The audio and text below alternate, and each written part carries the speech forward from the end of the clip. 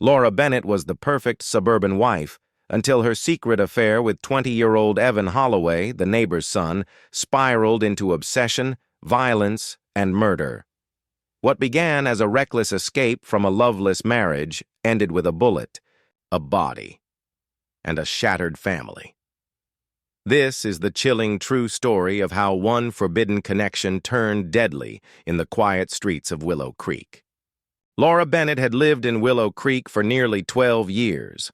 The neighborhood was quiet, clean, and tucked far from the noise of city life. It was the kind of place where families waved at each other from driveways and everyone knew the name of the mail carrier. Laura's home was a 2-story brick house with flower beds she maintained herself and a kitchen that always smelled faintly of fresh bread. From the outside, her life seemed peaceful. She was 42, a full-time homemaker married to Greg Bennett, a construction contractor who built half the houses in their area. Together they had 2 teenage daughters, busy with school and friends, gradually drifting into their own worlds. Most days followed the same rhythm. Greg left for work early, sometimes before sunrise. Laura packed lunches, managed chores, and coordinated the endless stream of errands that kept their household running. But with her daughters becoming more independent and Greg always gone, the house had become too quiet. At first, she welcomed the silence. Over time, the stillness became oppressive. She tried to fill the space with yoga, volunteer work, and social events, but none of it fixed the emptiness growing inside her. Greg was a decent man, loyal, hard-working, dependable, but distant. Their conversations had narrowed to bills, schedules, and dinner plans. The romance was long gone. She could count the number of meaningful glances he'd given her that year on one hand. They slept in the same bed, but they lived like polite roommates. When Laura looked in the mirror, she saw a woman who had been slowly disappearing, one unnoticed day at a time. Everything changed when the Holloway's grandson, Evan, moved in next door. The Holloways were a retired couple in their 70s. They'd lived in Willow Creek even longer than the Bennetts. That summer, their 20-year-old grandson came to stay with them while taking a break from college. Laura saw him for the first time one morning while watering her roses. Evan was shirtless, mowing their lawn. He looked confident, a little wild, and completely unaware of how he stood out among the quiet monotony of the neighborhood. They began exchanging casual greetings. A wave here, a short comment about the weather there. Evan was friendly, easy to talk to, and always seemed genuinely interested in what Laura had to say. Over the following weeks, their conversations became longer. He complimented her garden, asked questions about books he saw her reading, and often made her laugh with small observations. Laura told herself it was harmless, just a neighbor being polite. But there was something in the way he looked at her, unfiltered, focused, unbothered by the age difference. For the first time in years, someone noticed her. Not the mother, not the housekeeper, but the woman she had almost forgotten. And as summer turned into fall, what began as harmless small talk started, moving into something more dangerous, something exciting, something she knew she should run from, but didn't. The affair began quietly, almost without intention. One afternoon, Laura invited Evan inside to help move a few boxes in the garage. It was a casual request, something she could have managed herself, but didn't want to. Afterward, she offered him lemonade. They talked in the kitchen longer than they should have. It wasn't just the conversation. It was the energy between them, the awareness in their eyes. That day marked the beginning of something they both understood, but neither acknowledged out loud. From then on, it became routine.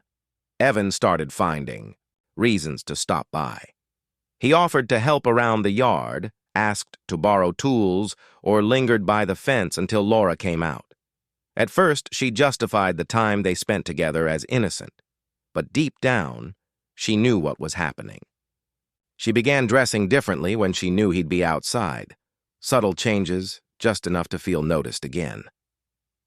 One rainy afternoon, while the neighborhood was quiet, Evan kissed her in the back hallway near the laundry room. Laura didn't stop him. From that moment, boundaries vanished. They began meeting in secret, quick encounters when no one was home, rushed moments stolen between school pickups and errands. Laura told herself it was temporary.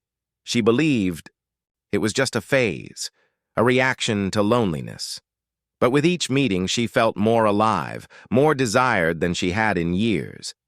Evan, however, saw things differently. What Laura considered an escape, he saw as the beginning of something serious. He started talking about leaving school for good, getting a place together, even imagining a future with her. Laura would laugh it off, telling him he was being ridiculous. But his tone would shift quickly from playful to possessive. He grew jealous anytime she mentioned Greg, even casually. If she had to cancel a meeting or didn't respond to a text, Evan would bombard her with messages. He began tracking her routines, appearing unexpectedly outside stores or parked near the school. Laura started to feel uneasy, but still, she didn't end it. The fear of being alone again was stronger than the fear of Evan's intensity. At home, Greg remained unaware. He still left early, came home late, and assumed everything was as it had always been. The daughters were too distracted with their lives to notice the subtle shift in their mother's behavior. To the outside world, nothing had changed. But Laura was living two lives, one in the sunlight with her family, and one in the shadows with Evan. It wasn't long before Evan began, pressing harder. He wanted more time, more commitment. He asked Laura to leave Greg, to be honest about what they had. She always deflected, avoiding a direct answer, but each deflection chipped away at his patience. Evan wasn't satisfied with being the secret anymore. He wanted control. He wanted all of her. What had once felt thrilling was turning into something dangerous. Laura knew it, but she was in too deep. The affair had given her a sense of purpose, of power, but now it was slowly becoming a trap she couldn't escape. Laura's unease grew heavier with each passing day. What had started as a thrilling distraction was turning into something she no longer controlled. Evan became increasingly unpredictable, showing up without warning and calling her dozens of times a day. He no longer cared about being discreet. He even began talking to her in front of neighbors with an uncomfortable familiarity. Laura noticed people watching. Their smiles felt tighter, their greetings shorter. She started to worry that others were beginning to suspect something. Evan's behavior shifted from romantic to erratic. He sent long, emotional texts late at night, sometimes begging her to run away with him, other times accusing her of using him. When she didn't respond immediately, he would leave notes in her mailbox or small trinkets on her porch, gifts that once made her feel special, but now filled her with dread. Laura began to pull back. She blocked his number and stopped answering his knocks at the door. She told herself it was over, that she needed to save her marriage, her family, and her reputation. But Evan didn't accept rejection easily. He began following her, watching from his car as she ran errands, appearing at stores where she was shopping and lurking near her children's school. One day she found her favorite necklace, one she hadn't worn in months, resting on the hood of her car. It had been in her bedroom drawer. The realization that Evan had been inside her home, uninvited and unnoticed, left her frozen with fear. She didn't tell Greg. She didn't go to the police. The risk of everything unraveling publicly kept her silent. Greg, however, had started noticing Laura's anxiety. She jumped at small sounds, checked the locks repeatedly, and avoided eye contact during conversations. Their marriage, already distant, became colder. One evening, Greg went to grab a flashlight from the kitchen drawer and found a phone he didn't recognize. It was tucked under bills and not plugged in, but it was charged and active. Suspicious, he waited until Laura was in the shower and turned it on. What he found confirmed his worst fears. Messages from Evan, hundreds of them, some recent and increasingly unstable. Pictures, too, some of Laura alone, others clearly taken without her knowledge. Greg didn't confront her that night. He sat, in silence, replaying the years they'd spent together, trying to understand how this had happened. Laura, sensing a shift in the air, grew more paranoid. She changed her routines, avoided the back door, and installed a new security system. But it was too late. Evan's obsession had crossed the line into something dangerous. Then came a morning that changed everything. A neighbor found Evan parked down the street in the early hours, staring at the Bennett house. He had been there all night. When questioned, he said he was just clearing his head. But the neighbor reported it to the HOA, who quietly notified Greg. Now, Greg had confirmation, not only of the affair, but of the threat. He didn't tell Laura.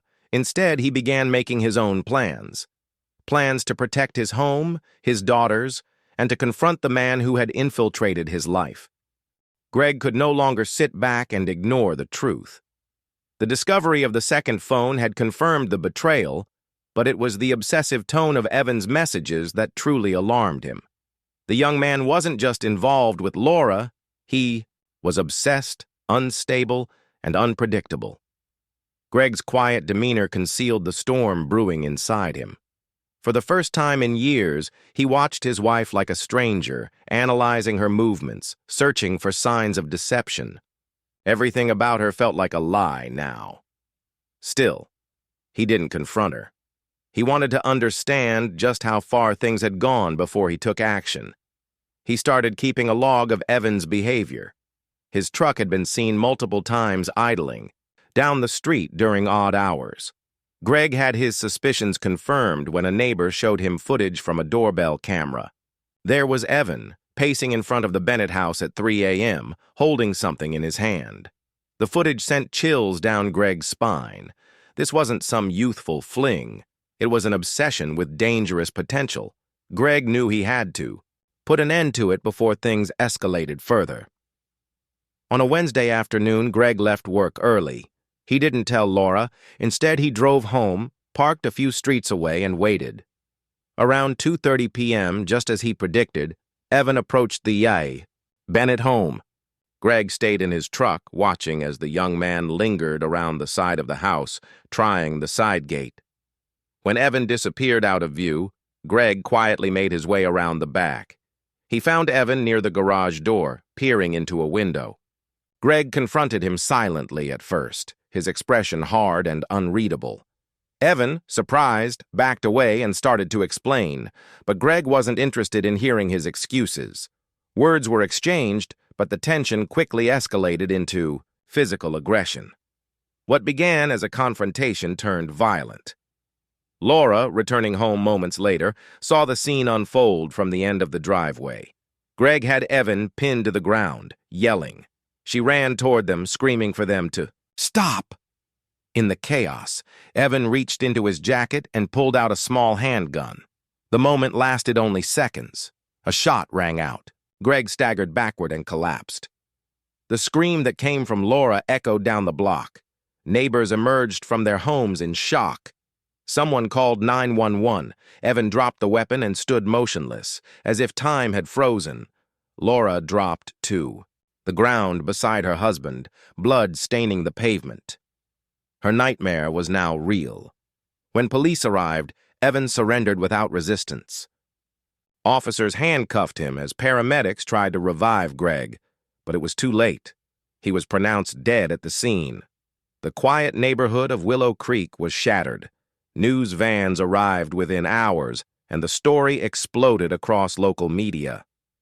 The headlines were sensational. Love triangle turns deadly in suburban shooting. Laura was taken in for questioning. She was in shock, unable to process the reality of what had just happened. Her secret had cost her everything, her marriage, her safety, and now a life. The days following Greg's death were a blur of grief, interrogation, and shame for Laura. The suburban dream she had once carefully maintained had unraveled completely. Police swarmed the neighborhood, reporters camped outside her home, and whispers among neighbors turned to pointed stares. The house that once stood as a symbol of family and order now felt cold and empty. Her daughters, shattered by their father's sudden death, barely spoke to her. Their eyes were full of questions Laura couldn't answer without confirming the darkest parts of the truth. During questioning, Laura confessed to the affair. She admitted to her relationship with Evan and the emotional spiral that had followed. She told detectives about his obsession, the stalking, the threats, and her growing fear. She painted herself as a woman manipulated and cornered, too ashamed to ask for help until it was too late. Investigators, however, were skeptical. They saw inconsistencies in her timeline, blurred lines between victim and participant, and a concerning lack of action when the threats began. While Evan had pulled the trigger, Laura's silence and deception had directly contributed to the events that led to Greg's death. Evan, meanwhile, was charged with second-degree murder. His defense attorney claimed he acted in a moment of panic, overwhelmed by Greg's unexpected aggression and years of psychological manipulation by Laura. In court, Evan appeared pale and withdrawn. He barely spoke, except to express remorse. The prosecution argued that his obsessive behavior, well documented through messages, gifts, and stalking incidents, showed clear signs of premeditation. But it was the discovery of his journal that truly shocked the jury. In it, Evan wrote about Laura in obsessive detail. He described her voice, her scent, the way she looked at him. He wrote fantasies about living with her, raising a family together, and erasing Greg from the picture entirely. One passage described a version of the day of the murder, one where he claimed Laura asked him to take care of things. Though there was no direct evidence linking Laura to the idea of harming her husband, the journal raised suspicions that went beyond a simple affair gone wrong. Laura was never charged with a crime, but her life was permanently altered. She lost custody of her daughters, who were placed in the care of Greg's sister. The community she had once been part of treated her like an outcast. She sold the house within weeks, unable to bear the memories or the judgment. Evan was sentenced to 25 years in prison without the possibility of parole. His final statement in court was a quiet apology to Greg's family and a short glance at Laura, who refused to meet his eyes. The trial drew national attention for months, turning into a symbol of how ordinary lives can spiral into tragedy when secrets, obsession, and betrayal collide. Years later, Laura lived in a small apartment under a new name. She no longer looked in mirrors. She avoided questions, kept her head down, and tried to forget. But there are some stories too heavy to escape, even in silence.